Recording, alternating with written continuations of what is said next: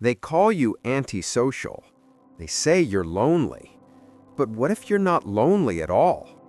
What if you simply prefer it this way?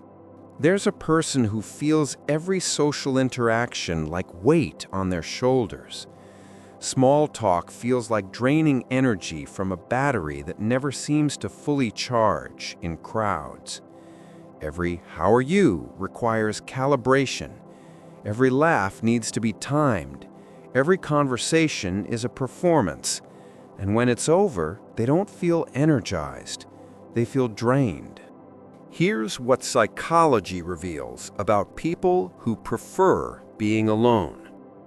It's not about hating people. It's about how their brain processes social stimulation. Some brains are simply wired with lower social tolerance thresholds. Psychologists call this introversion, but it's deeper than that. It's about energy architecture. Introverts recharge in solitude. Extroverts recharge through connection. And for those wired for solitude, being alone isn't isolation, it's freedom. But why do some people need so much less social contact than others? Research points to differences in how the brain processes dopamine and stimulation. Some people reach optimal stimulation with less input.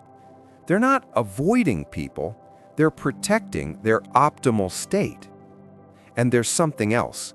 People who prefer solitude often have rich inner worlds.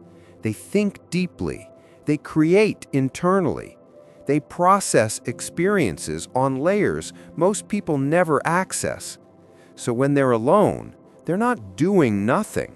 They're engaging with themselves. And for many, that's the most meaningful conversation they can have. Society often misunderstands this preference. They mistake solitude for loneliness. But loneliness is involuntary pain.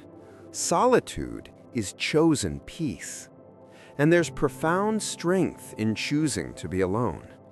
It means you don't need external validation to feel whole. You've learned to be your own source of energy. You've built a relationship with yourself that others spend lifetimes searching for. The people who prefer being alone aren't running from connection. They're running toward something deeper. They're running toward themselves. If you prefer being alone, you're not broken. You're not antisocial. You're not missing out. You're simply different. And that's not just okay, it's powerful. Subscribe to Inner Gravity for more insights into the psychology of quiet strength.